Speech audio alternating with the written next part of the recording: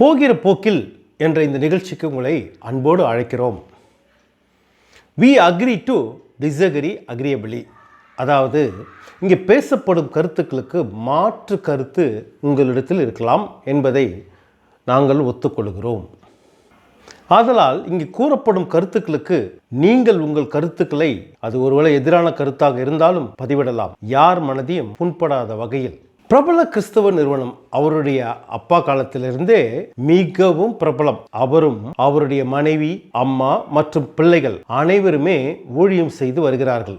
அந்த ஊழியரின் மனைவி ஒரு செய்தி ஒன்று யூடியூபிலும் அவர்களுடைய வெப்சைட்டிலும் வெளியிட்டிருந்தார்கள். வனாந்திரத்தின் வழியில் என்ற தலைப்பில் ஒரு செய்தி வெளியிட்டிருந்தார்கள். செய்திக்கு நடுவில் அவர்கள் 2 காரியங்களை சாட்சியாக சொன்னார்கள். முதலாவது, அவர்கள் கனடா தேசத்தில் ஒரு வீடு வாங்கியது பற்றியும், இரண்டாவதாக அவர்கள் ஒரு கார் வாங்கியது பற்றியும் சாட்சியாக கூறி அவர்களுடைய செய்தியை தொடர்ந்தார்கள். வேதத்திற்கு எதிரான ஊழியர்களை வறுத்தெடுக்கும் நிகழ்ச்சியை யூடியூபில் நடத்தும் 3 வாலிப தம்பிகள் இந்த சகோதரி பேசிய 2 விபரங்களையும் கேள்வி எழுப்பினார்கள். அவர்களுக்கு எதிராக பேசி வறுத்தெடுத்தார்கள். இந்த சம்பவத்தை திரு மைனர் என்பவர் யூடியூப் ரூட்டர்ஸ் என்ற யூடியூப் சேனல் நடத்துபவர். இது பொதுவாக எல்லாருக்கும் செல்லுகிற ஒரு நிகழ்ச்சி. அதில் தன் பங்குக்கு அவர் விமர்சனங்களை வெளியிட்டார்.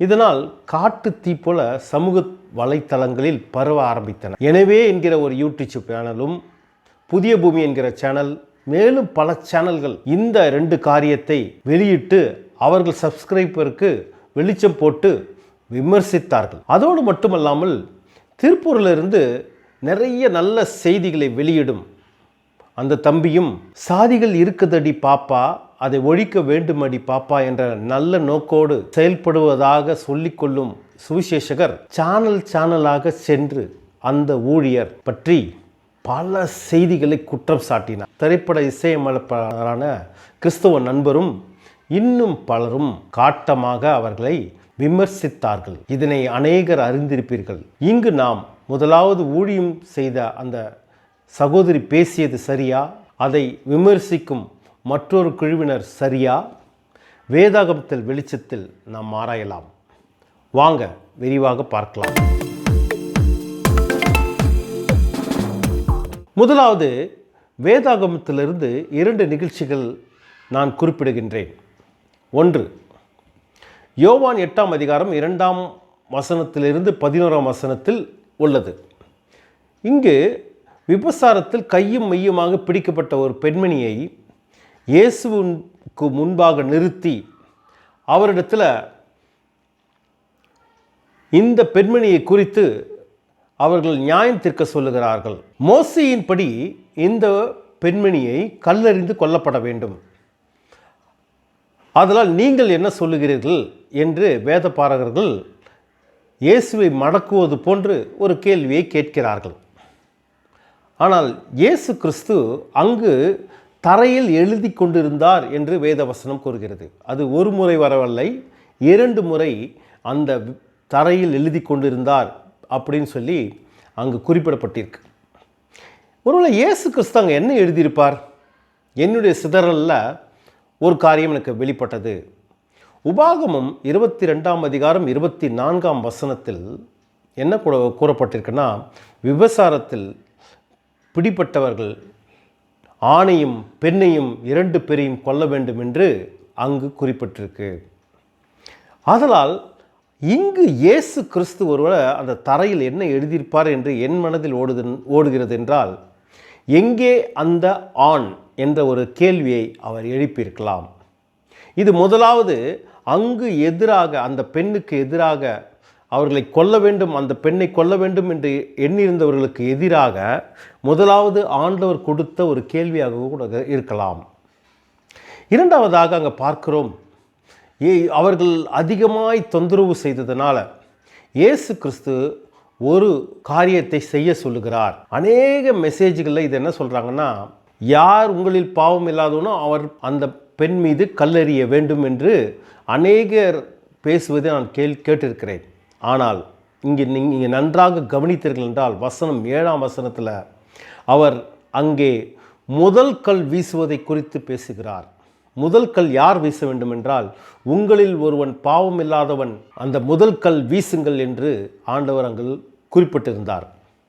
ஆதலால் இன்னைக்கு மிக மிக முக்கியமான ஒரு காரியம் என்னவென்றால், முதல் கல் வீசுவதற்கு அங்கு யாரும் இல்லை.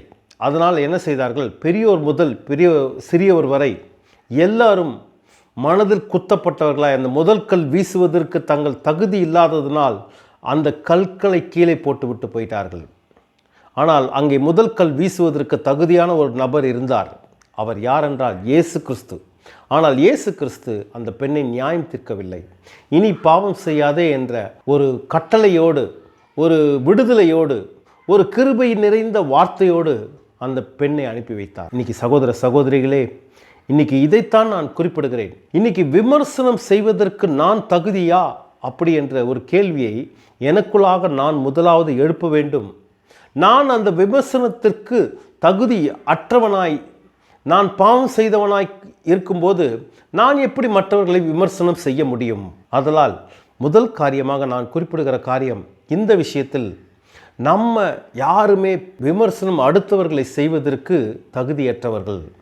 பிரதர், நான் இயேசு கிறிஸ்துவின் இரத்தத்தினால் பாவம் இல்லாதவன் அப்படின்னு இருந்தீங்கன்னா அது பேர் கிருபை. கிருபையினால் நீங்கள் ரட்சிக்கப்பட்டிருக்கீங்க. கிருபையினால் உங்கள் பாவம் கழுவப்பட்டிருக்கு.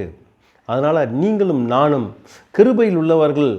நாம் நியாய தீர்ப்புக்கு நாம் அந்த காரியத்தை செய்ய முடியாது. அதனால் விமர்சனம் சகுதி என்றது யாருன்னா, பாவம் இல்லாதவனாய் இருக்க வேண்டும்.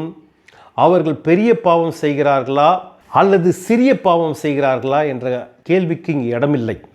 இங்கே மிக மிக முக்கியமான காரியம், பாவம் இல்லாதவர்களாக இருக்க வேண்டும். ஏன்னா கர்த்தருடைய பார்வையில் சின்ன பாவம் பெரிய பாவம் என்ற ஒன்று இல்லை. ஒரு சகோதரனை பார்த்து மூடனே என்பவன் என்ன போட்டிருக்குன்னா, இயேசு கிறிஸ்து சொல்றார், எரி நரகத்திற்கு ஏதுவாக இருப்பான்றார். அப்போ இதிலிருந்து நம்ம என்ன கற்றுக்கலான்னா, பாவத்தை இல்லாத ஒருத்தர் தான் மற்றவர்களை நியாயம் தீர்க்க முடியும். இரண்டாவது சம்பவம் யோவான் 21ஆம் அதிகாரத்தில் வருகிறது. வசனங்கள் 15 - 23 வசனம் வாசித்து பாருங்கள். இயேசுவும் பேதுருவிடத்தில் என்னிடத்தில் அன்பாயிருக்க என்று 3 தடவை கேட்ட பின் பேதுருவின் பின்னாட்களை குறித்து ஒரு தீர்க்க தரிசனம் உரைக்கிறார். அப்பொழுது சட்டென்று பின்னாக தீர்ந்த யோவானை குறித்து என்ன என்று பேதுரு கேட்கிறார். இது நம்ம அதிக நேரத்தில் நம்ம கேட்போம். ஏதாவது ஒரு நல்ல காரியம் நடந்ததுன்னா பின்னால் மற்ற நம்ம நண்பர்களுக்கும் அதே மாதிரி இருக்குமா? மார்க் எடுக்கிறப்பெல்லாம் நீங்கள் பார்க்கலாம். ஒருத்தர் நல்ல மார்க் எடுத்திருப்பான், இன்னொருத்தருக்கு பார்த்துட்டே நீ நல்ல மார்க் எடுத்துட்டியாடா அப்படின்னு கேட்பான். அதே மாதிரி தான் அப்போ கேட்குறப்ப, யோவானை குறித்து கேட்குறப்ப, நான் திரும்ப வரும் அளவும் அவன் உயிரோடு இருக்க எனக்கு சித்தமானால் உனக்கென்ன அப்படின்னு கேட்குறாரு. அதாவது அங்கே என்ன சொல்கிறாருன்னா, அவனை குறித்து நீ ஏன் கேள்வி கேட்கிறாய் அப்படின்னு சொல்லி உனக்கென்ன என்ற ஒரு கேள்வியோடு சொல்கிறாரு. அதோடு மட்டுமில்லாமல் பின்னால் அவர் சொல்கிறாரு, நீ என்னை பின்பற்றி வா. இதிலிருந்து மிக மிக முக்கியமான ஒரு காரியம் என்னவென்றால், ஊழிய பாதையில் செல்கிற ஒவ்வொருத்தரும் அவர்கள் மற்றவர்களை குறித்து பார்க்க தேவையில்லை. மற்றவர்களுக்கு என்ன, அவருக்கு என்ன, இவருக்கு என்ன என்று சொல்லி அவங்களுடைய வாழ்க்கை என்னன்னு சொல்லி நம்ம பார்க்க தேவையில்லை. எபிரேயர் 12:1 ஒரு வசனம் குறிப்பிட்டிருக்கு. என்னென்னா, நமக்கு நியமித்திருக்கிற ஓட்டத்தில் பொறுமையோடு ஓட கடவும்னு சொல்லி அங்கே வேதத்தில் போட்டிருக்கு. அதனால் நமக்கு நியமித்திருக்கிற காரியங்கள் என்ன அப்படின்னு சொல்லி நீங்கள் பாருங்கள். அப்போனா மற்றவங்களை பற்றி நம்மளாம் சுட்டி காட்டக்கூடாதா? அவர்கள் செய்கிற தவறுகள்லாம் நாங்கள் சுட்டி காட்டக்கூடாதா அப்படின்ற ஒரு காரியம் நமக்கு இருக்கும். ஏன்னா வேதாகமத்தில் நிறைய பேர் மற்றவர்களுடைய குற்றங்களை மற்றவர்கள் சுட்டி காட்டியிருக்கிறார்கள். எக்ஸாம்பிளுக்கு சொல்லணுன்னா, நாத்தானுவேல் தீர்க்கதரிசி தாவீதின் பாவத்தை உணர்த்தி ஆண்டவருக்குள் வழிநடத்தியது. இதில் நீங்கள் பார்த்தீங்கன்னா, சபைக்குள்ள ஒருவர் பேரில் ஒரு குற்றம் போது அதை எப்படி தீர்க்கணும்னு சொல்லி ஆண்டவர் கொடுத்துருக்காரு. அதன்படி தான் நம்ம தீர்க்க வேண்டும். இங்கே நாத்தானுவேல் எப்படி பாவத்திலிருந்து விலகி கொண்டு வந்தாரோ, நாமும் மற்றவர்களை குறித்து ஒரு விமர்சனம் கொடுக்கணும்னா அவர்கள் ஆண்டவருக்குள்ளாக வருவதற்கு உண்டான ஒரு காரியத்துக்கமாக இருக்க வேண்டுமே தவிர, ஒவ்வொரு சேனலாக போய் மற்றவர்களை குற்றம் கூறுவது நல்ல ஒரு காரியம் அல்ல. இது பார்த்திங்கன்னா ஒப்புரவாக்குதல்ன்றது காரியம் இல்லை, குறை கூறுவதாக இருக்கும். அதனால் மற்றவங்களை நியாயத்திற்கு நாம் யார்? எனக்கு கொடுக்கப்பட்ட பாதையில் நான் ஓட வேண்டும். நான் பாவத்தை குறித்து நானே கிருபையினால் பாவத்தை கழுவப்பட்டவன். அதனால் நான் இன்னொரு சகோதரியை பார்க்கிறதோ இல்லை அவர்களை பார்ப்பதுக்கோ நம்மளுடைய கணக்கு அல்ல. இங்கு இன்னொரு காரியத்தை நான் சொல்ல விரும்புகிறேன். ஆண்டவர் வருகையில் ஒவ்வொருவரும் கணக்கு கொடுக்க வேண்டும். ஆதலால் ஊழியத்தின் பாதையில் நீங்கள் செல்லும்போது உக்ரானத்துவம் ஊழியம் உங்களிடத்தில் உள்ளது. அதனால் நான் பணத்தை வீணாக்கிறதுன்றது என்னுடைய கருத்தில் இல்லை. அதனால் ஒவ்வொருவரும் பொறுப்பாக கணக்கு வைத்து அதை ஆண்டவருக்கு ஒப்படைக்க வேண்டும். உலக பிரகாரமான ஆடிட்டிங் இருக்குது, ஆனாலும் ஆண்டவருக்கு ஒப்புவிப்பது மிக மிக நம்ம கையில் கொடுக்கப்பட்ட ஒரு பெரிய பொறுப்பு. அதனால் இந்த உக்கரானத்துவ ஊழியத்தை எல்லாருமே உண்மையாய் செய்ய வேண்டும். இது அந்த ஊழியர்களுக்கு மட்டுமல்ல, எல்லாருக்குமே இது இருக்குது. அதனால் நான் பாவமற்றவன் அப்படின்னு சொன்னேன்னா ஒருவேளை நியாயத்திருக்கலாம். ஆனால் நான் பாவமற்றவன் கிடையாது. அதனால் நானே கிருபையினால் ரட்சிக்கப்பட்டவன். அதனால் என்னுடைய வாழ்க்கையில் மற்றவர்களை நான் நோக்காமல் எனக்கு நியமித்திருக்கிற பாதையில் நான் பொறுமையோடு ஓடணும். அதனால் இப்படிப்பட்ட காரியங்களை ஆண்டவர் நம்மிடத்தில் எதிர்பார்க்கிறார். இன்றைக்கி பார்க்குற ஒவ்வொருத்தரும் மீம்ஸில் போய் பார்த்து அது நல்லா இருக்குது, இது நல்லா இருக்குது, இவங்க அவங்கள பற்றி குறை சொல்கிறது நல்லா சொல்கிறாங்கன்னு சொல்லி கேட்குற சகோதரனை சகோதரியே, உங்களுக்கும் ஒரு காரியத்தை நான் கூற விரும்புகிறேன். என்னவென்றால், இன்றைக்கி நாம் எதை தேடி போகிறோம்? வேதத்தின் வசனத்தை தேடி போகிறோமா, இல்லை மற்றவர்களுடைய வாழ்க்கையை பார்க்குறோமா? அந்த விமர்சனம் செய்கிற சகோதரரை போலத்தான் அதை கேட்டு அதை கேட்பதற்கு ஆவலாய் உள்ள ஒவ்வொருத்தருக்கும் அதே பதில்தான். அதனால் உங்களுக்கு நியமித்திருக்கிற பாதை என்னன்னு பாருங்கள். அதில் நான் பொறுமையாக ஒரு கிறிஸ்தவ வாழ்க்கையை ஓட்டத்தை ஓடுறேனா, பவுலை போல ஓடுகிறேனா அப்படின்னு நீங்கள் பாருங்கள். மற்றவர்களை பார்ப்பது, அதை குறித்து யோசிப்பது நம்மளுடைய காரியம் அல்ல. கலைகள் போன்று எத்தனையோ ஊழியக்காரர்கள் இருக்கிறார்கள். அவர்களை ஆண்டவர் நியாயத்தீர்ப்பு நாளில் கண்டிப்பாக கேள்வி கேட்பார். ஏன்னால் உத்கரானத்துவ ஊழியம் ஒவ்வொருத்தருக்கும் உண்டு.